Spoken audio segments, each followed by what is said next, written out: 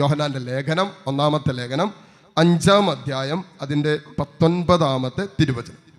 അടിസ്ഥാന സത്യങ്ങളാണ് പറയുന്നത്. നാം ദൈവത്തിൽ നിന്നുള്ളവരാണെന്നും എന്നാൽ ലോകം മുഴുവനും ദുഷ്ടന്റെ ശക്തിവലയത്തിലുമാണെന്ന് നാം അറിയുന്നു. എത്ര പേർക്കറിയാം? അടിസ്ഥാനമായി ഒരു ആത്മീയ മനുഷ്യൻ ആത്മീയമായി വളരാൻ ആഗ്രഹിക്കുന്നുണ്ടെങ്കിൽ, ആത്മീയ ജീവിതത്തിൽ വളർച്ച ആഗ്രഹിക്കുന്നുണ്ടെങ്കിൽ തിരിച്ചറിയേണ്ട ഏറ്റവും വലിയ ആത്മീയ രഹസ്യമാണ് ഞാൻ ദൈവത്തിൽ നിന്നുള്ളതാണ്, ഞാൻ ദൈവത്തിൽ നിന്നുള്ളതാണെന്നും എന്നാൽ ലോകത്തിൽ തിന്മയുണ്ടെന്നും മനസ്സിലാക്കണം. ഹല്ലേലൂയ. ഇപ്പൊ ലോകത്തെ നിയന്ത്രിക്കുന്ന ഒരു അരൂപിയുണ്ട്. അതുകൊണ്ടാണ് വചനം പറയുന്നത്, നാം ലോകത്തിൽ നിന്നുള്ളവരാണെങ്കിലും ദൈവത്തിൽ നിന്നുള്ളവരാണെങ്കിലും ലോകത്തെ നിയന്ത്രിക്കുന്ന ഒരു അരൂപിയുണ്ട്, ഒരു തിന്മയുണ്ട്. അതുകൊണ്ടാണ് വചനം കൂട്ടിച്ചേർക്കുന്നത്, ലോകം മുഴുവനും ദുഷ്ടന്റെ ഒരു ശക്തി വലയത്തിലാണ്. ഇവിടെയാണ് ഈ സംഘട്ടനം വരുന്നത്. ശ്രദ്ധിക്കുക, ഇവിടെയാണ് യുദ്ധം വരുന്നത്. ശത്രുവുണ്ട്, ശത്രു നമ്മുടെ ചുറ്റുമുണ്ട്, ശത്രു നമ്മുടെ കൂടെയുണ്ട്, ശത്രു അതുപോലെ നമ്മുടെ കൂടെയുണ്ട്. പക്ഷെ ഞാൻ ദൈവത്തിൽ നിന്നുള്ളതാണ്, ഞാൻ ദൈവത്തിൽ നിന്നുള്ളതാണ്. പക്ഷേ ആത്മീയ ലോകത്തിന്റെ ശത്രു എൻ്റെ ചുറ്റുമുണ്ട്. ഇവിടെയാണ് സംഘട്ടനം വരുന്നത്, യുദ്ധം വരുന്നത്. അല്ലെ, ശത്രു ഉള്ളപ്പോഴേ യുദ്ധമുള്ളൂ. ഹല്ലേലൂയ. അവൻ എപ്പോഴും ഉണ്ട്. നിങ്ങളെടുക്കും 1 പത്രോസ് 5-ാം അധ്യായം, അതിൻ്റെ 7-8 വചനങ്ങൾ വായിച്ച്. 1 Peter chapter 5 verse 7 and 8. നിങ്ങൾ സമചിത്തതയോടെ ഉണർന്നിരിക്കുവിൻ. ഇത് ആത്മാവിന്റെ ഉണർവിനെ കുറിച്ചാണ് വിശുദ്ധ ഗ്രന്ഥം പറയുന്നത്. അതേക്കുറിച്ച് നമ്മൾ വരും. എങ്ങനെയാണ് ഈ പിശാചിനെ നമുക്ക് തോൽപ്പിക്കാൻ പറ്റുന്നതെന്ന് ചോദിച്ചാൽ, ഒരു വഴിയാണ് ആത്മാവിന്റെ ഉണർവ് പാലിക്കുക. ഉണർവ് വേണം. ആത്മാവ് എപ്പോഴും ഇങ്ങനെ ഉണർന്നു നിന്നോളം, ജ്വലിച്ച്. അതിനാണ് ഈ വചനം കേൾക്കുന്നത്, എന്റെ വചനം കേൾക്കുന്നത്. ആത്മാവിനെ ജ്വലിപ്പിക്കാൻ. എന്തിനാ ധ്യാനം കൂടുന്നത്? ആത്മാവിനെ ജ്വലിപ്പിക്കാൻ. തണുത്തുപോയ ആത്മാവിനെ, മരവിച്ചു പോയ ആത്മാവിനെ, ആത്മീയ ജീവിതത്തെ ജ്വലിപ്പിക്കാനാണ് നമ്മൾ വചനം കേൾക്കുന്നത്. കാരണം വചനം, ഞാൻ ഇന്നലെ പറഞ്ഞ പോലെ, ആത്മാവും ജീവനുമാണ്. ഇത് സന്ധിബന്ധങ്ങളെ തുളച്ചു കയറും. മജ്ജയിലും മാംസത്തിലും ചേതനയിലും ആത്മാവിലും എന്ന് പറഞ്ഞാൽ ശരീരത്തിലും മനസ്സിലും ആത്മാവിലും ഒരുപോലെ തുളച്ചു കയറുമ്പോ ജീവനുണ്ടാകും. ഹല്ലേലൂയ. വചനം പറയും, നിങ്ങൾ സമചിത്തതയോടെ ആത്മാവിന്റെ ഉണർവ് സൂക്ഷിക്കണം, പാലിക്കണം. 24 മണിക്കൂറും ആത്മാവിന്റെ ഉണർവ് സൂക്ഷിക്കണം. കാരണം അടുത്ത വചനം എഴുതി വെച്ചിട്ടുണ്ട്. കാരണം ഇതാണ്. എന്തുകൊണ്ട് നിങ്ങൾ ആത്മാവിന്റെ ഉണർവ് പാലിക്കണം? നിങ്ങളുടെ ശത്രുവായ പിശാച്. ശത്രു ആരാണപ്പ? ആരാ? കെട്ടിയോനാണോ? അല്ല. അമ്മായിയമ്മയാണോ? അമ്മായപ്പനാണോ? അയൽവാസിയാണോ? കേസ് കൊടുത്ത ആളാണോ? നിന്നെ ഇരുട്ടടി തന്ന ആളാണോ? ഇതൊന്നുമല്ല. നിന്നെ വഞ്ചിച്ചതോ നിന്നെ ഇവരൊന്നുമല്ല നമ്മുടെ ശത്രു. നമുക്ക് ഒരേ ഒരു ശത്രുവേ ഉള്ളൂ. ആത്മീയ മനുഷ്യ, ആത്മീയ ജീവിതത്തിൽ ഒരൊറ്റ ശത്രുവിനെ കണ്ടിട്ടാണ് നമ്മുടെ യുദ്ധം മുഴുവൻ നടക്കുന്നത്. അതിനെ വചനം വിളിക്കുന്ന പേരാണ് പിശാച്. നിങ്ങളുടെ ശത്രുവായ പിശാച്. വായിച്ചോ, അവൻ എങ്ങനെ നടക്കുന്നതെന്നും കൂടി നോക്കുക. അലറുന്ന സിംഹത്തെ പോലെ. സിംഹം എപ്പോഴാ അലറുന്നേ? എന്തിനാ അലറുന്നേ? സിംഹം എന്തിനാ അലറുന്നേ? ഇരയെ കാണും, അല്ലേ? ഇര പിടിക്കാനാ. പറഞ്ഞാൽ നമ്മളൊക്കെ അവൻ്റെ ഇരയാന്നർത്ഥം. നമ്മളെ കാണുമ്പോൾ അവൻ അലറും. പിന്നെ ഒരു ഗുണമുണ്ട്, ഇങ്ങനെയാ പറയുന്നത്, അലറുന്ന സിംഹത്തെ പോലെ. സിംഹത്തെ പോലെ അലറാനേ പറ്റുള്ളൂ, നമ്മളെ തിന്നാൻ പറ്റുന്നില്ല, കീഴ്പ്പെടുത്താൻ പറ്റില്ല. ഒരു ആത്മീയ മനുഷ്യനെ പിശാചിനെ കീഴ്പ്പെടുത്താൻ പറ്റില്ല, പിശാചിന് അടിക്കാൻ പറ്റും. ഹല്ലേലൂയ. നോക്കിയോ, നമ്മൾ ഈ ദിവസങ്ങളിൽ സമയം കിട്ടി ആ വിഷയം എടുക്കും. പിശാചിനെ നമ്മുടെ സാമ്പത്തിക മേഖല അടിക്കാൻ പറ്റും, കുടുംബത്തെ അടിക്കാൻ പറ്റും, കുടുംബ ബന്ധങ്ങളെ അടിക്കാൻ പറ്റും, നമ്മുടെ വരുമാന മാർഗങ്ങളെ തകർക്കാൻ പറ്റും, നമ്മുടെ ഭാവി ജീവിതത്തെ തടസ്സപ്പെടുത്താൻ പറ്റും, നമ്മുടെ ജോലി, വരുമാന മാർഗങ്ങൾ, മക്കളുണ്ടാകുന്ന ഇതിനൊക്കെ പിശാചിനെ ബ്ലോക്ക് ചെയ്യാൻ പറ്റും, കൃത്യമായിട്ട് ബ്ലോക്ക് ചെയ്യാൻ പറ്റും. എല്ലാ മേഖല നമ്മുടെ ആത്മീയ വളർച്ചയെ പിശാചിനെ തടസ്സപ്പെടുത്താൻ പറ്റും. പൗലോസ് ശ്ലീഹ പറയുന്ന കാര്യമുണ്ട്. തെസ്സലോനിക്കാർക്ക് എഴുതിയ ലേഖനത്തിലും റോമാക്കാർക്ക് എഴുതിയ ലേഖനത്തിലും പൗലോസ് ശ്ലീഹ പറയുന്നു, ഞാൻ നിങ്ങളെ സന്ദർശിക്കാൻ, മക്കളെ നിങ്ങളെ സന്ദർശിക്കാൻ ആത്മീയമായൊരു സന്ദർശനത്തിൽ ആഗ്രഹിച്ചപ്പോൾ പിശാച് എന്നെ തടസ്സപ്പെടുത്തി. പിശാചിന് തടസ്സങ്ങൾ കൊണ്ടുവരാൻ പറ്റും. ഹല്ലേലൂയ. അപ്പൊ വചനം പറയുന്നു, നിങ്ങളുടെ ശത്രുവായ പിശാച് അലറുന്ന സിംഹത്തെ പോലെ എന്ത് ചെയ്യുന്നെന്ന് ചോദിച്ചേ, ആരെ വിഴുങ്ങണമെന്ന് നോക്കിക്കൊണ്ട് എങ്ങനെ നടക്കുന്നു? ചുറ്റി നടക്കുന്നവരെ കണ്ടിട്ടില്ലേ? ബസ് സ്റ്റാൻഡിലും വഴിയിലൊക്കെ. ഈ സാധനം കയറുമ്പോഴാണ് ചുറ്റി നടപ്പ് കൂടുന്നത്. വിവാഹം കഴിഞ്ഞ് ജീവിത പങ്കാളിയുണ്ട്, എന്നാലും പലയിടങ്ങളിൽ ചുറ്റി നടക്കും. ഹല്ലേലൂയ. മക്കളുമുണ്ട്. കഴിഞ്ഞ ദിവസം ഒരു സഹോദരി കാണാൻ വന്നിട്ടിരുന്ന കരയോ, എൻ്റെ അച്ഛൻ എൻ്റെ ജീവിത പങ്കാളിയെ കൊണ്ട് ഞാൻ മടുത്തു. പുള്ളിക്കാരത്തിക്ക് അറിയാം, കൃത്യമായ തെളിവുകളുണ്ട് ജീവിത പങ്കാളിയുടെ പുറമ്പോക്ക് ബിസിനസ് മുഴുവനും. ഹല്ലേലൂയ. എന്നാ ചെയ്യാൻ പറ്റും? അച്ഛാ ഞാൻ വീട്ടിലുണ്ട്, പിള്ളേരുണ്ട്, ഇത്രയും വളർന്ന പിള്ളേരില്ല, എന്നിട്ട് അതെങ്കിലും പുള്ളിക്കൊന്ന് ചിന്തിച്ചൂടെ? വേറെ ഒന്നും ചിന്തിക്കണ്ട. കെട്ടിക്കാൻ പ്രായമായ പിള്ളേർ വീട്ടിലെന്തെങ്കിലും പുള്ളിക്കൊന്ന് ചിന്തിച്ചൂടെ?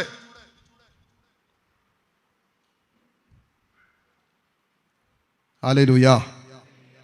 ഇപ്പൊ ഇവൻ അലറുന്ന സിംഹത്തെ പോലെ ആരെ വിഴുങ്ങണമെന്ന് നോക്കിക്കൊണ്ട് നടക്കുക.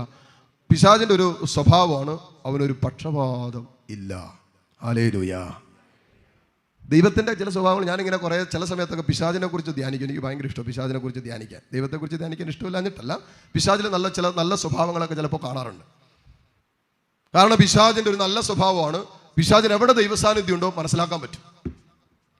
എവിടെ ദൈവസാന്നിധ്യം ഉണ്ടോ പിശാചിന് മനസ്സിലാക്കാൻ പറ്റും. വിശുദ്ധ കുർബാനയിലെ ദൈവസാന്നിധ്യം പിശാചിനറിയാം, ദൈവമക്കളായ നമുക്കറിയത്തില്ല. പക്ഷെ പിശാചിനറിയാം. എവിടെ ദൈവസാന്നിധ്യം ഉണ്ടോ അത് പിശാചിനറിയാൻ പറ്റും. പിന്നെ പിശാചിന്റെ മറ്റൊരു ഗുണമാണ്, അവൻ എത്ര നാൾ വേണമെങ്കിലും ഒരാളെ അവന്റെ വഞ്ചനയിൽ എത്തിക്കാൻ കാത്തു നിൽക്കും, ക്ഷമയോടെ കാത്തു നിൽക്കും.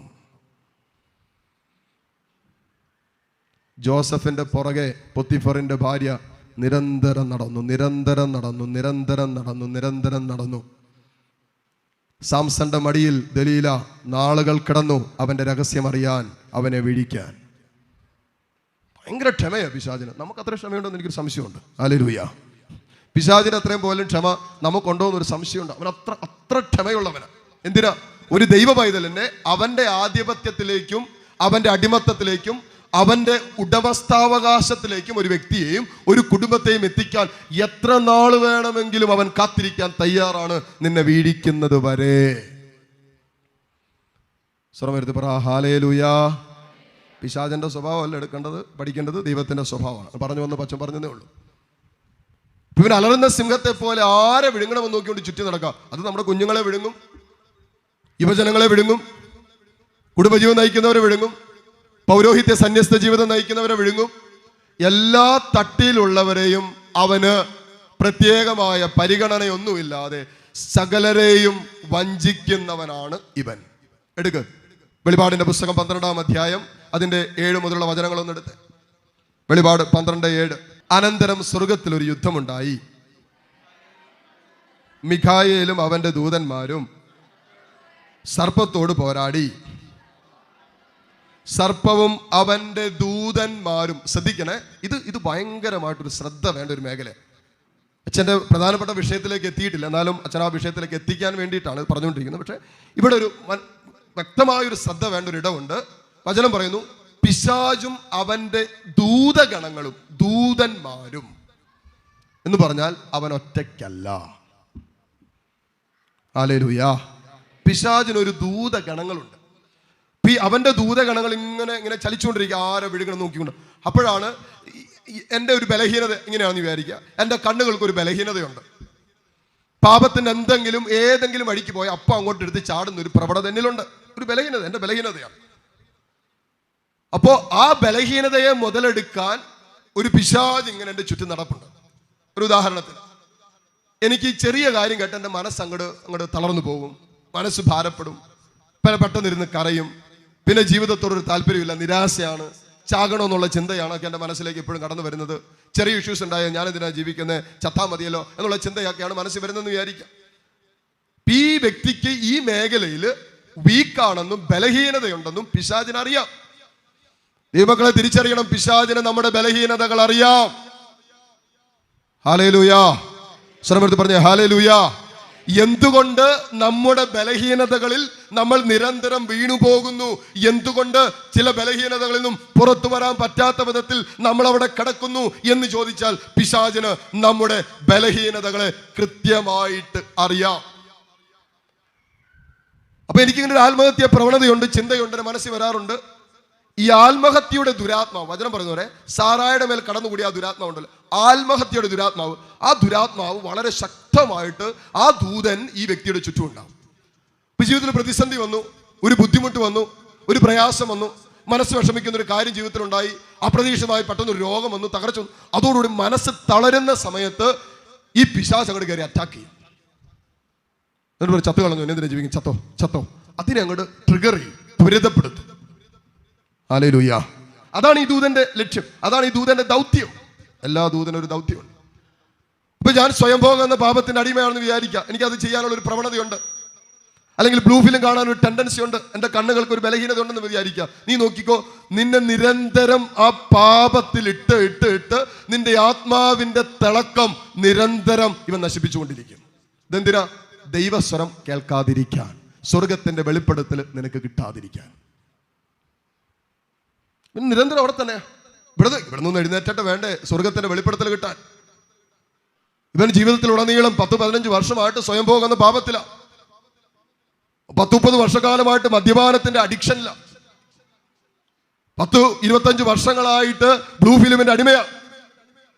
പാലക്കാട് നിന്ന് വന്നൊരു പയ്യൻ, ഞാൻ ഇടയ്ക്കിടയ്ക്ക് ഓർത്ത് പ്രാർത്ഥിക്കണം. എന്താ വെച്ചാൽ അവൻ 7ാം ക്ലാസ്സിൽ പഠിക്കുന്ന സമയത്ത് അവന്റെ ജീവിതത്തിൽ ഒരു ദുരുപയോഗിക്കപ്പെട്ടതിന്റെ വേദനയുണ്ടായി. 7ൽ പഠിക്കുന്ന സമയത്ത് ഏതൊരു മുതിർന്ന ചേട്ടൻ വീട്ടിൽ വന്നപ്പോ ഇവനെ ദുരുപയോഗപ്പെടുത്താൻ ശ്രമിച്ചു. ആൺകൊച്ചാണ്, അത് മനസ്സിൽ ഇങ്ങനെ ഒരു ഭാരമായി. ആ ദുരുപയോഗപ്പെട്ടന്റെ ഓർമ്മ മനസ്സിൽ കിടക്കുന്നു. ഇവനിപ്പോ 20-22 വയസ്സ് പ്രായമുണ്ട്. ഇപ്പൊ ഇവന്റെ പ്രശ്നം എന്താന്ന് വെച്ചാൽ, ഇവന് പ്രായം ഒരു പ്രശ്നമല്ല. ഏതു പ്രായത്തിലുള്ള ഒരു വിവാഹത്തിന് പോയി, ഒരു ഫംഗ്ഷന് പോയി, എവിടെ പോയാലും ഒരൊറ്റ മണിക്കൂർ സമയം മതി.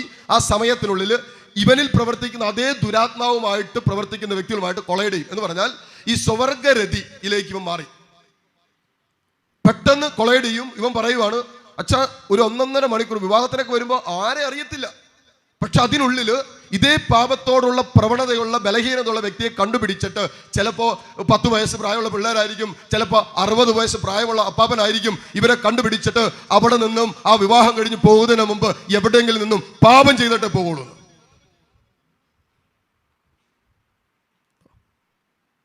നിരന്തരം അവനോട് പ്രാർത്ഥിക്കും. ഇടയ്ക്കിടയ്ക്ക് വരും, പാലക്കാട് ഇടയ്ക്കിടയ്ക്ക് വരും, പ്രാർത്ഥിക്കും, പ്രാർത്ഥന സ്വീകരിക്കും, വിടുതൽ പ്രാർത്ഥന സ്വീകരിക്കും, കുമ്പസാരിക്കും, തിരിച്ചു പോകും, വീണ്ടും വരും. അങ്ങനെ നിരന്തരമായിട്ട് ആ പാപത്തോട് അവൻ യുദ്ധം ചെയ്തുകൊണ്ടിരിക്കുക. പുറത്ത് വരാൻ പറ്റില്ല. ഞാൻ പറഞ്ഞ അച്ഛാ ഞാൻ എങ്ങനെ പോകുമെന്ന് വെച്ചാൽ എനിക്ക് അറിയില്ല. അതാണോ പറയുന്നത്. ഇങ്ങനെ അങ്ങോട്ട് ചെല്ലുമ്പോൾ ഒരാൾക്കൂട്ടത്തിലേക്ക് പോയാൽ പിന്നെ ഇവൻ അറിയത്തില്ല, ഇവനെങ്ങനെ നിയന്ത്രിക്കാൻ തുടങ്ങും. മറ്റെന്തോ ഒരു അദൃശ്യ ശക്തി ഇവനെ നിയന്ത്രിക്കും. പിന്നെ ഇവന്റെ കണ്ണുകൾ ഇങ്ങനെ കറങ്ങിക്കൊണ്ടിരിക്കുക. ഈ കൂട്ടായ്മയിൽ ആരാണ് എന്നോടൊപ്പം പാപം ചെയ്യാനുള്ളത്, ഇതിനകത്ത് ആരാണുള്ളത്? അങ്ങനെ കറങ്ങി ആ വ്യക്തിയെ പറയും. ഒരാൾ പോലും, ഇതാണ് അവൻ പറഞ്ഞൊരു കാര്യം, അതാണ് എന്നെ ആശ്ചര്യപ്പെടുത്തുന്നത്. ഒരാൾ പോലും കഴിഞ്ഞ എൻ്റെ 5-8 വർഷത്തെ ഈ പാപ ജീവിതത്തിൽ ഒരാൾ പോലും നോ പറഞ്ഞിട്ടില്ല. ആലോചിച്ച് നോക്കിയാൽ നമ്മൾ. അപ്പൊ എത്രമാത്രം ദുരാത്മാവ് ശക്തമായിട്ട് കൃത്യമായിട്ട് അറിയുന്നു നോക്കിക്കേ. ഇവനറിയത്തില്ല, ഇവന്റെ സുബോധം കട്ടായി. പക്ഷെ അരൂപി ചലിച്ചുകൊണ്ടിരിക്കുക. എന്നിട്ട് പാപം ചെയ്യും. 50 വയസ്സ്, 60 വയസ്സ്, 15 വയസ്സ്. അത് ഇവൻ പറഞ്ഞു പ്രായം അച്ഛൻ പ്രശ്നമല്ല, എനിക്ക് എന്നിട്ട് ഇവന് ഭയങ്കരമായ ഒരു ആഗ്രഹമുണ്ട് പുറത്ത് വരാൻ. അതുകൊണ്ടാണ് അവൻ ഇങ്ങനെ ഇടയ്ക്കിടയ്ക്ക് വന്നുകൊണ്ടിരിക്കും. പക്ഷെ വീണ്ടും അവൻ വീണുകൊണ്ടിരിക്കുക അതിനകത്തേക്ക്. സ്വരമെടുത്ത് പറഞ്ഞേ ഹല്ലേലൂയ. അതിനെ തുറന്ന് പറഞ്ഞേ ഹല്ലേലൂയ. അപ്പൊ തിന്മയ്ക്കൊരു അജ്ഞാത ശക്തിയുണ്ട്. വെളിപാടിന്റെ പുസ്തകത്തിൽ അവിടെ ഇരിക്കട്ടെ. തിരിച്ച് നിങ്ങളൊന്ന് വന്നേ, തെസ്സലോനിക്കാർക്ക് എഴുതിയ ലേഖനത്തിലേക്ക് ഒന്ന് വന്നേ. 2-ാമത്തെ ലേഖനം 2-ാം അധ്യായം അതിൻ്റെ 7-ാമത്തെ വചനം ഒന്ന് വായിച്ച്. പെട്ടെന്ന് ഒരു തരം 2 തരം വചനം പറയുന്നു. അരാജകത്വത്തിന്റെ അജ്ഞാത ശക്തി ഇപ്പോഴേ പ്രവർത്തിച്ചു കൊണ്ടാണിരിക്കുന്നത്. അരാജകത്വത്തിന്റെ എന്തെല്ലാം അരാജകത്വങ്ങളാ അല്ലേ. വേറെ ഒന്നും വേണ്ട. ഇതിന് സംശയം ഉണ്ടെങ്കിൽ വെറുതെ പത്രം എടുത്തൊന്ന് വായിച്ചാൽ മതി. എന്തെല്ലാം കാര്യങ്ങളാണ് നടക്കുന്നത്. കുഞ്ഞുങ്ങളെ വെട്ടിക്കൊല്ലുന്നു, സ്വന്തം അമ്മ കുഞ്ഞിനെ കൊന്നിട്ട് പ്രണയിച്ചവന്റെ കൂടെ ഇറങ്ങിപ്പോകുന്നു, സ്വന്തം ഉദരത്തിലുണ്ടായ കുഞ്ഞിനെ ഞെക്കി കൊന്നിട്ട് പോകുന്നു,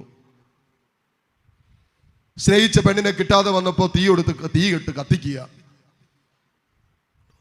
ഒരു അരാജകത്വത്തിന്റെ അജ്ഞാത ശക്തി ഈ ലോകത്തെ നിയന്ത്രിക്കുന്ന പിശാചിന്റെ ശക്തി വലയം ഇന്ന് അതിശക്തമായി നമ്മുടെ ഈ ലോകത്തിൽ പ്രവർത്തിച്ചു കൊണ്ടിരിക്കുന്നു.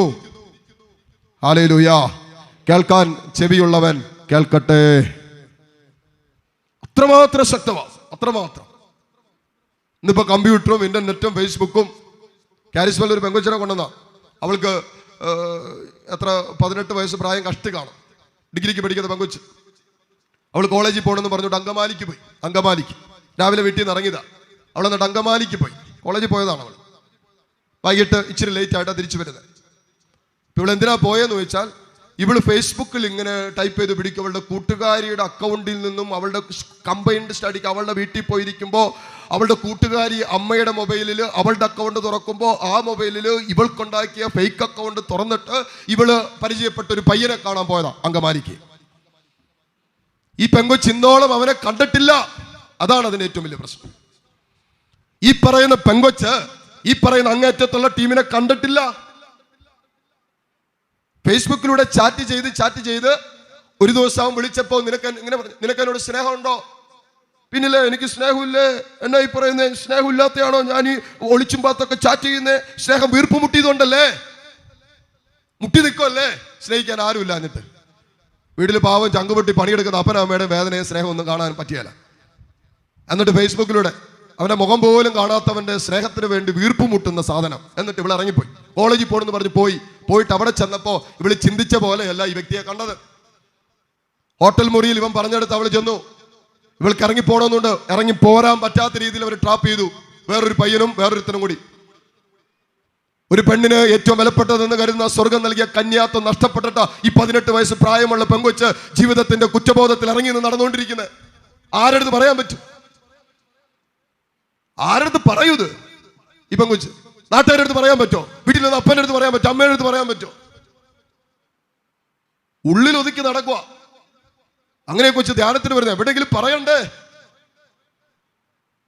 പറയാത്തിടത്തോളം കാലം, ഇതിന് സൗഖ്യം കിട്ടാത്തിടത്തോളം കാലം ഈ കുഞ്ഞിനെ രോഗിയാക്കി ഇത് മാറ്റും. മാനസിക രോഗിയാക്കി ഇവരെ മാറ്റാം. ശരീരത്തിൽ രോഗങ്ങൾ കൊണ്ടുവരാം. സ്ത്രീജന്യമായ രോഗങ്ങൾ ഈ മകളിൽ ഉണ്ടാക്കാം. കാരണം സൗഖ്യം കിട്ടിയിട്ടില്ലെങ്കിൽ. അങ്ങനെ രോഗങ്ങൾ സ്റ്റാർട്ട് ചെയ്തു. ബ്ലീഡിങ്ങിന്റെ ഇഷ്യൂ, നട്ടെല്ലിന്റെ വേദനകള് ഒക്കെ ആയിട്ട് ഈ പെങ്കുച്ച് ധ്യാനം കൂടാൻ വരുന്നത്. ഇഷ്യൂ കിടക്കുന്ന ഇവിടെയാ.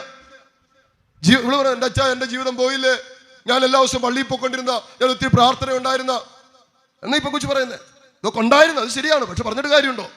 തിന്മയുടെ അജ്ഞാത ശക്തി ഉണ്ടല്ലോ, അരാജകത്വത്തിന്റെ അശുദ്ധിയുടെ ഒരു ശക്തി, ലോകത്തിന്റെ ഒരു സൃഷ്ടി വലയം അതുപോലെ ഇങ്ങനെ ചലിച്ചുകൊണ്ടിരിക്കുക. പക്ഷെ നമ്മുടെ ഒരു പ്രത്യാശ എന്താന്ന് വെച്ചാൽ, നമ്മൾ ദൈവത്തിൽ നിന്നുള്ളവരാണ്. ശ്രമത്തിൽ പറഞ്ഞേ ഹല്ലേലൂയാ, ഹല്ലേലൂയാ.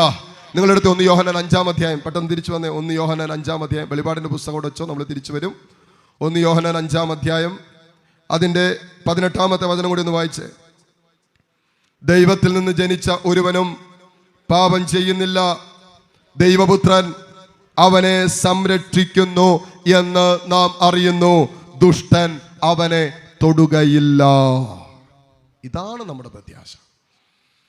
ലോകത്ത് എത്രമാത്രം അരാജകത്വം ഉണ്ടെങ്കിലും, ലോകത്ത് എത്രമാത്രം അശുദ്ധി നടമാടി എന്ന് പറഞ്ഞാലും, നമ്മുടെ ചുറ്റുപാടും എത്രമാത്രം ജീവിതത്തിന്റെ നേർക്കാഴ്ചകൾ ഇടറിപ്പോകുന്നത് കാണേണ്ടി വന്നാലും, പ്രിയപ്പെട്ടവരെ, നമ്മൾ ദൈവ പൈതലാണെന്നും ആ ദൈവത്തിൽ വസിക്കുന്നവരായി പാപമില്ലാതെ ജീവിക്കാൻ തുടങ്ങുമ്പോൾ ദൈവം നമുക്കായി ഒരു സംരക്ഷണ കവചം തീർക്കും. അപ്പോ പിശാചിന് നമ്മളെ തൊടാൻ പറ്റില്ല. ഹല്ലേലൂയാ. എല്ലാത്തിനും എടുത്ത് പറഞ്ഞേ ഹല്ലേലൂയാ. അതിനെ തുറന്ന് പറഞ്ഞേ ഹല്ലേലൂയാ. ശ്രമയർത്തി പറഞ്ഞേ ഹല്ലേലൂയാ.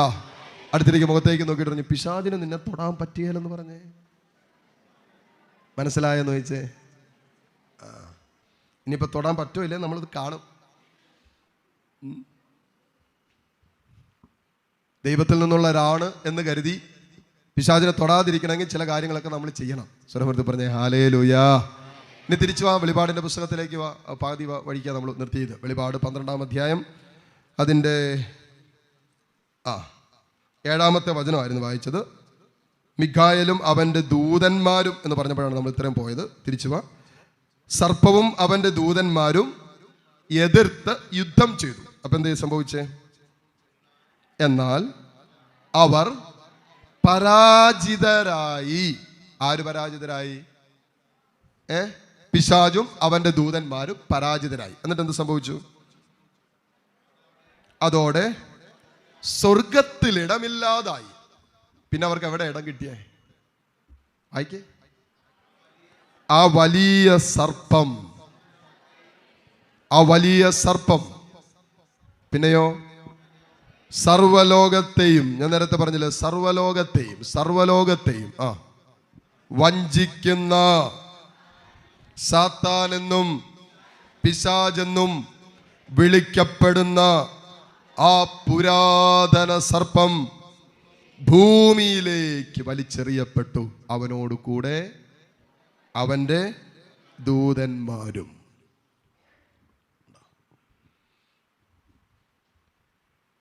ഇപ്പൊ അവന്റെ ഇടം ഇവിടെയാ, ഭൂമിയിൽ. അതാണ് ഞാൻ പറഞ്ഞത്, ഈ ലോകം മുഴുവനും ഇപ്പൊ അവന്റെ ശക്തി വലയത്തിലാണ്.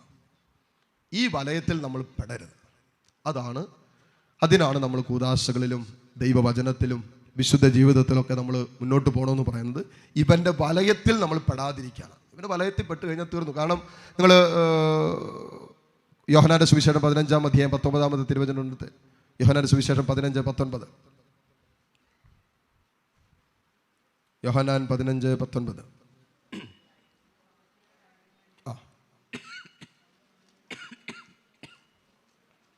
നിങ്ങൾ ലോകത്തിൻ്റെതായിരുന്നുവെങ്കിൽ ലോകം തനിക്ക് സ്വന്തമായതിനെ സ്നേഹിക്കുമായിരുന്നു. ശ്രദ്ധിച്ച് കേൾക്കണേ. ഞാൻ ലോകത്തിൻ്റെതായി മാറുമ്പോൾ യഥാർത്ഥത്തിൽ ഞാൻ ആരുടെയാ? പറ. ദൈവത്തിൻ്റെ. വിശ്വസിക്കുന്നുവോ? വിശ്വസിക്കുന്നില്ലെങ്കിൽ നിങ്ങളൊരു വചനം കൂടി തരാം. 1 കൊരിന്തോസ് 2-ാം അധ്യായം 12-ാമത്തെ തിരുവചനം ഒന്ന് വായിച്ച്. 1 Corinthians chapter 2 verse 12. നാം സ്വീകരിച്ചിരിക്കുന്നത് ലോകത്തിൻ്റെ ആത്മാവിനെയല്ല, പ്രത്യുത നമുക്കായി വർഷിക്കുന്ന ദാനങ്ങൾ മനസ്സിലാക്കാൻ വേണ്ടി ദൈവത്തിൻ്റെ ആത്മാവിനെയാണ്. So we have not received the spirit of this world. ഈ ലോകത്തിന്റെ ആത്മാവിനെയല്ല നമ്മൾ സ്വീകരിച്ചിരിക്കുന്നത്. ഈ ലോകത്തിനൊരു ആത്മാവുണ്ട്. ഇതിനെയല്ല നമ്മൾ സ്വീകരിച്ചിരിക്കുന്നത്. സ്വർഗീയ രഹസ്യങ്ങൾ നമുക്ക് മനസ്സിലാക്കാൻ പറ്റാവുന്ന രീതിയിൽ ദൈവത്തിന്റെ ആത്മാവിനെ തന്നെ. അതുകൊണ്ടാണ് വചനം പറയുന്നത്, ഉൽപ്പത്തി പുസ്തകം 1-ാം അധ്യായം 26-27 വചനത്തിൽ പറയുന്നുണ്ട്, അവന്റെ തന്നെ ഛായയിലും സാദൃശ്യത്തിലും ദൈവം നമ്മെ സൃഷ്ടിച്ചു. ഉൽപ്പത്തി 2:7 പറയും, നമ്മളിലേക്ക് അവന്റെ ശ്വാസം നൽകി, അങ്ങനെ നാം ജീവനുള്ളവനായി. എന്ന് പറഞ്ഞാൽ ദൈവത്തിന്റെ ശ്വാസമാണ് നമ്മളിലുള്ളത്. ഈ ജീവൻ തരുന്നത് ദൈവത്തിന്റെ ശ്വാസമാണ്. ഹല്ലേലൂയ. ശ്രമത്തിൽ പറഞ്ഞേ ഹല്ലേലൂയ. ഇനി തിരിച്ചു വാ. 15:19 യോഹന്നാൻ 15:19 പറയുന്നു, നാം ലോകത്തിന്റെ സ്വന്തമായിരുന്നുവെങ്കിൽ ലോകം സ്വന്തമായതിനെ സ്നേഹിക്കുമായിരുന്നു. അതിനകത്ത് ഒരു സംശയവും വേണ്ട. നിങ്ങളെ സ്നേഹിക്കുന്നവരെ നിങ്ങൾ സ്നേഹിക്കും. ആരാ സ്നേഹിക്കാത്ത? എന്നെ സ്നേഹിക്കുന്നത് കൊണ്ട് ഞാൻ സ്നേഹിക്കുന്നു, എന്നെ കരുതുന്നത് കൊണ്ട് ഞാൻ കരുതുന്നു, എന്നെ കുറിച്ച് നല്ലത് പറയുന്നതുകൊണ്ട് ഞാൻ പറയും. അത് ലോകത്തിന്റെ പ്രവണത, അത് ലോകത്തിന്റെ സ്വഭാവം. വചനം പറയുന്നു, നീ ലോകത്തിന്റെ സ്വന്തമാണോ? ലോകം നിന്നെ സ്നേഹിക്കും. ചിലവരൊക്കെ ലോകത്തെ സ്നേഹിച്ച് ചിലപ്പോൾ ഇന്ന് വീട്ടിൽ പോലും എത്താറില്ല. രാത്രി ജോലി കഴിഞ്ഞ് നിലത്ത് ലോകത്തെ കെട്ടിപ്പിടിച്ച് കിടക്കുന്നവരെയൊക്കെ പലരെയും കണ്ടിട്ടുണ്ട് ഈ യാത്രയ്ക്കൊക്കെ പോകുമ്പോൾ. അതുപോലെ ലോകം നമ്മെ സ്നേഹിക്കും കണ്ടോ. കാരണം നമ്മൾ ലോകത്തെ സ്നേഹിക്കുമ്പോൾ ലോകം നമ്മൾ അങ്ങനെ ഭയങ്കരമായിട്ട് അങ്ങോട്ട് സ്നേഹിച്ച് സ്നേഹിച്ച് കൊല്ലുക. ഹല്ലേലൂയ. ഇത് നമ്മളും അങ്ങനെയല്ലേ, നമ്മളെ ഒത്തിരി സ്നേഹിക്കുന്നവരെ നമ്മളും അങ്ങോട്ട് സ്നേഹിക്കും, വല്ലാണ്ട് അങ്ങോട്ട് സ്നേഹിക്കും. പിന്നെ എങ്ങനെയാ? പിന്നെ അവൻ എന്നാ പറഞ്ഞാലും ഞാൻ കേൾക്കും. പറയുന്നത് ശുദ്ധ മണ്ടത്തരോ എന്നാലും നമ്മൾ കേൾക്കും, ശുദ്ധ വിഡ്ഢിത്തരോ എന്നാലും നമ്മൾ ചെയ്തു കൊടുക്കും. കാരണം എന്താ? നമ്മളെ അതുപോലെ സ്നേഹിക്കുന്നുണ്ടെന്നേ. അപ്പൊ നമ്മൾ അതുപോലെ സ്നേഹിക്കുന്ന ഒരു വ്യക്തി നമ്മളെ പാപത്തിന് നിർബന്ധിച്ചാൽ പോലും നമ്മളത് ചെയ്യും. ഹല്ലേലൂയാ. ഈ ലോകത്തിന്റെ കാഴ്ചപ്പാടിലും ലോകത്തിന്റെ സ്വഭാവവും ലോകത്തിന്റെ സ്പിരിറ്റും നടമാടുന്ന ഒരു വ്യക്തി നമ്മെ പാപത്തിന് നിർബന്ധിച്ചാൽ നമ്മളത് ചെയ്തു കൊടുക്കും. കാരണം നമ്മൾ ആ വ്യക്തിയെ അതുപോലെ സ്നേഹിക്കുന്നു. ഹല്ലേലൂയാ. അത് ഈ വചനം പറയുന്ന. ലോകം, നീ ലോകത്തിന്റെ സ്വന്തമാണോ? ലോകം തനിക്ക് സ്വന്തമായുള്ളതിനെ സ്നേഹിക്കും, അതുപോലെ സ്നേഹിക്കും എന്നാ വചനം പറയുന്നു. അടുത്ത വചനം എഴുതി വെച്ചിരിക്കുന്നത്, എന്നാൽ നിങ്ങൾ ലോകത്തിൻ്റെതല്ലാത്തത് കൊണ്ടും ഞാൻ നിങ്ങളെ, ഈശോയാണ് ഈ പറയുന്നത് കേട്ടോ. യോഹന്നാന്റെ സുവിശേഷം 13-ാം അധ്യായം മുതൽ 17-ാം അധ്യായം വരെ മുഴുവൻ യേശു തൻ്റെ ശിഷ്യന്മാരോട് പറഞ്ഞ കാര്യങ്ങളാണ്. അങ്ങനെ യേശുവിൻ്റെ അധരത്തിൽ നിന്ന് വന്ന മൊഴികളാണ്. യേശു പറഞ്ഞതാ. യേശു പറഞ്ഞു എന്ന് പറഞ്ഞതല്ല, യേശു പറഞ്ഞതാ. യേശു പറയാണ്, ഞാൻ നിങ്ങളെ ലോകത്തിൽ നിന്നും തെരഞ്ഞെടുത്തത് കൊണ്ടും ലോകം നിങ്ങളെ ദ്വേഷിക്കും, ലോകം നിങ്ങളെ വെറുക്കും. ഒത്തിരി ആത്മീയ ജീവിതത്തിലേക്ക് പ്രവേശിക്കുമ്പോൾ ആദ്യ പടിയിൽ സംഭവിക്കുന്ന കാര്യമാണ്, പ്രിയപ്പെട്ടവരെ, ലോകം നമ്മളെ വെറുക്കാൻ തുടങ്ങും.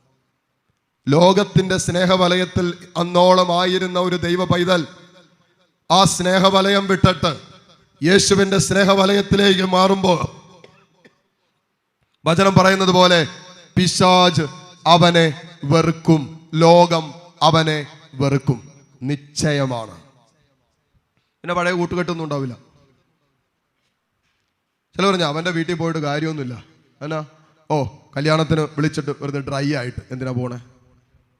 ഞാൻ പോണില്ല, എനിക്കറിയാതെ ഒരു കുടുംബം, ഹാരിസ്ബർഗ് അടുത്തുള്ള കുടുംബം തന്നെ, വിവാഹത്തിനോ ചടങ്ങുകൾക്കോ മദ്യം വിളമ്പാത്തതിൻ്റെ പേരിൽ പല കല്യാണങ്ങൾക്കും പരിപാടികൾക്കും വീട്ടുകാർ പലരും അങ്ങോട്ട് വരുന്നില്ല. കാരണം എന്തോ, അവൻ്റെ വീട്ടിൽ പോയിട്ട് കാര്യമൊന്നുമില്ല, വെള്ളമൊന്നും ഇല്ലാത്ത എന്തിനാ അവിടെ പോകുന്നത്?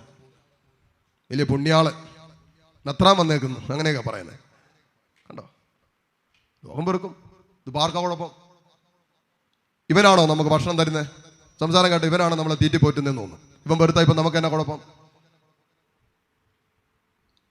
ചിലപ്പോൾ നമ്മുടെ നമ്മൾ പറയും, അയ്യോ അച്ഛ അവൻ എന്നാ വിചാരിക്കും, അച്ഛ അവളെന്നാ വിചാരിക്കും.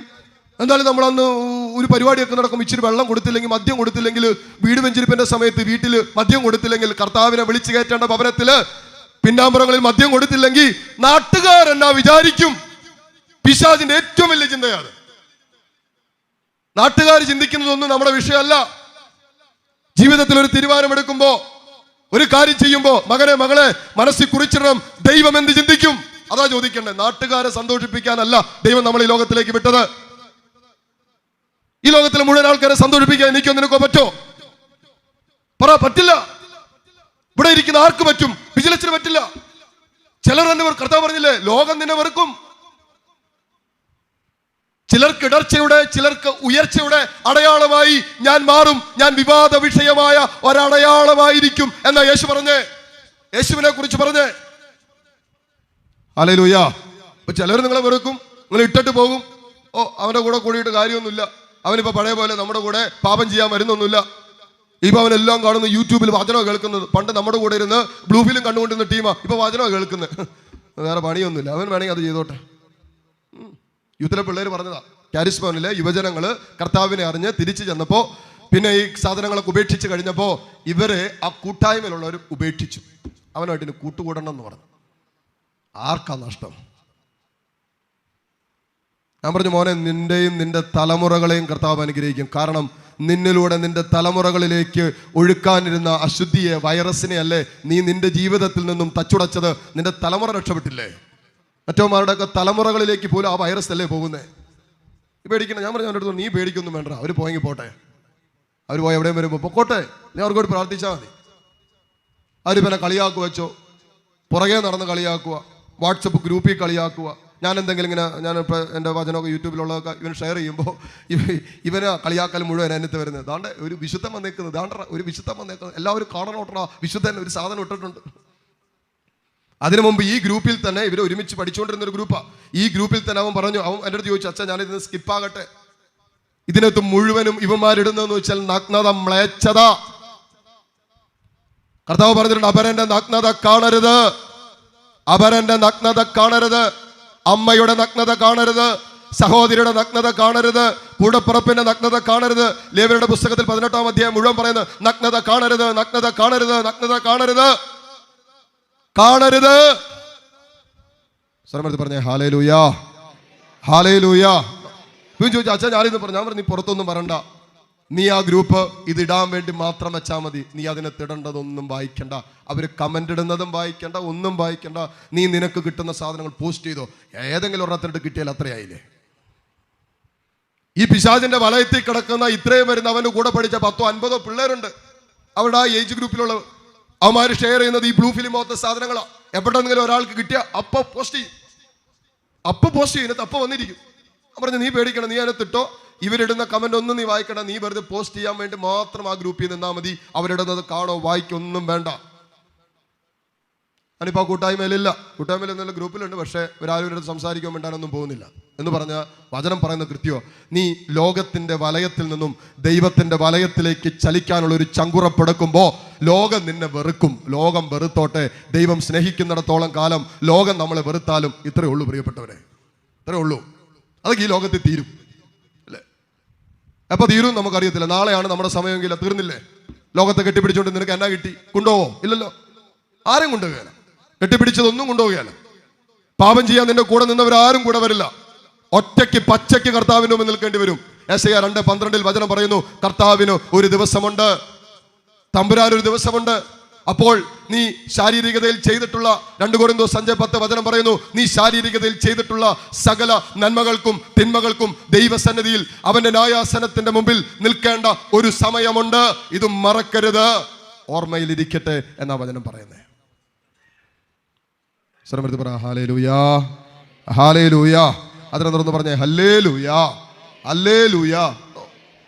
വചനം കൃത്യമാണ്. നമ്മൾ ദൈവത്തെ സ്നേഹിക്കാൻ തുടങ്ങുമ്പോൾ ദൈവത്തിന്റെ സ്നേഹവലയത്തിലേക്ക്, വിശുദ്ധ ജീവിതത്തിന്റെ, പ്രാർത്ഥനാ ജീവിതത്തിന്റെ, എൻ്റെ ആത്മാവിന്റെ തിളക്കം നഷ്ടപ്പെട്ടുകൊണ്ടിരുന്നതെല്ലാം തട്ടിമാറ്റിയിട്ട് ആ തിളക്കം വർദ്ധിപ്പിക്കാനുള്ള ഒരു ആഗ്രഹം എടുക്കുമ്പോൾ ലോകം നിന്നെ വെറുക്കും, നിന്നെ മാറ്റി നിർത്തും. നീ ഒറ്റപ്പെടും. ആദ്യം ഉണ്ടാകാൻ പോകുന്ന അനുഭവമാണ് നീ ഒറ്റപ്പെടും. ഈ ഒറ്റപ്പെടൽ അനുഭവം ഏറ്റെടുക്കാൻ കരുത്തുണ്ടോ എന്നുള്ളതാണ് ദൈവം എന്നോടും നിന്നോടും ചോദിക്കുന്ന ചോദ്യം. ആരുണ്ടാകില്ല. അപ്പം വരെ മാറി നിൽക്കും, അമ്മ വരെ മാറും. എനിക്കറിയാം ഇതിൻ്റെ പേര് ഒരു കുടുംബത്തിൽ അടിയുണ്ട്. കുടുംബത്തിൽ അടി വിവാഹത്തിൻ്റെ സമയത്ത് മകൻ ധ്യാനം കൂടിയിട്ട് വീട്ടിൽ ചെന്നിട്ട് പറഞ്ഞു, കല്യാണത്തിന് വീട്ടിൽ മദ്യം വിളമ്പില്ല. ഒന്നുമില്ല, എൻ്റെ വിവാഹമാണോ? അപ്പൻ്റെ അടുത്ത് പറഞ്ഞു, എൻ്റെ വിവാഹമാണോ? എൻ്റെ വിവാഹം നശിക്കാൻ മദ്യത്തിൽ ആരംഭിക്കാൻ ഞാൻ ആഗ്രഹിക്കുന്നില്ല. എൻ്റെ വിവാഹത്തിൽ ഈ വീട്ടിൽ മദ്യം വിളമ്പില്ല. അപ്പം പറഞ്ഞു, ഞാൻ വിളമ്പും, ഇതെൻ്റെ വീടാണ്. അപ്പം പറഞ്ഞു, ഇതെൻ്റെ വീടാ, ഞാൻ വിളമ്പും. മകൻ പറഞ്ഞു, എൻ്റെ കല്യാണമാണെങ്കിൽ എൻ്റെ കല്യാണത്തിന് അപ്പം നാട്ടുകാരെ വിളിച്ച് മദ്യം കൊടുക്കണ്ട, എൻ്റെ വിവാഹം മദ്യമില്ലാതെ ദൈവം നടത്തിയാൽ മതി. രണ്ടുപേരും കൂടി അടിയായി. അടിയാ കഴിഞ്ഞ് വന്നേക്ക് പെന്നെ ചെയ്യാൻ പറ്റും, നമുക്ക് ഇതിനകത്ത് ഉത്തരം കൊടുക്കാൻ പറ്റും.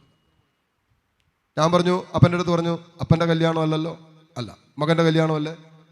ഞാൻ പറഞ്ഞു, നിനക്ക് വീട്ടിൽ വെച്ച് നടത്താൻ ബുദ്ധിമുട്ടുണ്ട്. ഞാൻ അപ്പൻ്റെ അടുത്ത് പറഞ്ഞു, ഇവൻ്റെ കല്യാണത്തിന് അവൻ അങ്ങനെയാണ് ആഗ്രഹിക്കുന്നെങ്കിൽ അത് അവൻ്റെ തീരുമാനം. അവനാണ് ഒരു ദാമ്പത്യം തുടങ്ങുക. ആ ദാമ്പത്യം തകരാൻ അവൻ ആഗ്രഹിക്കുന്നില്ല. പിന്നെ അപ്പൻ ഇതിന് ഇത്ര നിർബന്ധം? അപ്പൻ്റെ ദാമ്പത്യ ജീവൻ അറിയാവുന്നതാ. ഇവന് കുറേ നാളായിട്ട് അപ്പൻ്റെ അമ്മയുടെ ദാമ്പത്യ ജീവനം കണ്ടിരിക്കുന്ന. പരസ്പരം മിണ്ടില്ല, പരസ്പരം സംസാരിക്കില്ല, ചെറിയ കാര്യങ്ങൾക്ക് തല്ലുകൂടുക, സാധനങ്ങൾ ചിലപ്പോൾ മദ്യപിച്ച് വീട്ടിൽ വന്ന അമ്മയെ തല്ലുക, ഒരു സ്വരച്ചർച്ചയില്ലാത്ത ദാമ്പത്യ ജീവിതം. അവൻ പറഞ്ഞു, ഇങ്ങനൊരു ദാമ്പത്യ ജീവിതം അല്ല ഞാൻ സ്വപ്നം കണ്ടത്, അതുകൊണ്ട് എനിക്ക് താല്പര്യമില്ലാത്ത വിഷയമാണ്. അവൻ പറഞ്ഞു, അപ്പനെ മുഖത്ത് നോക്കി പറഞ്ഞു, എനിക്ക് താല്പര്യമില്ല. അപ്പൻ എന്നാ പറഞ്ഞാലും എൻ്റെ വിവാഹത്തിന് മദ്യം വിളമ്പില്ല. അപ്പം വേണമെങ്കിൽ വേറെ എന്തെങ്കിലും. അല്ലെങ്കിൽ അവൻ പറഞ്ഞു, ഞാൻ ഇവിടെ ഈ വീട്ടിൽ നടത്തണമെന്ന് എനിക്ക് നിർബന്ധമൊന്നുമില്ല, എനിക്ക് അവളുടെ അടുത്ത് പറഞ്ഞാൽ മനസ്സിലാവും, അവളുടെ വീട്ടുകാരുടെ അടുത്ത് പറഞ്ഞാൽ മനസ്സിലാകും. ഞാൻ വേണമെങ്കിൽ അയലൊക്കത്ത് എവിടെയെങ്കിലും വീടുണ്ടെങ്കിൽ വാടക വീട്ടിൽ വെച്ച് എൻ്റെ കല്യാണം നടത്തും, ഞങ്ങൾ അവിടെ താമസിക്കുകയും ചെയ്യും. അത്രയും ചങ്കുറപ്പോടുകൂടി പറഞ്ഞ ഒരാളെ ഞാൻ കണ്ടിട്ടില്ല. ഹല്ലേലൂയ. വേണമെന്നേ, അത് അപ്പനാണെങ്കിലും അമ്മയാണെങ്കിലും ദൈവം ആഗ്രഹിക്കാത്ത കാര്യങ്ങൾ വീട്ടിൽ നടക്കാൻ മക്കൾ ചങ്കുറപ്പെടുക്കണം, എടുക്കണം.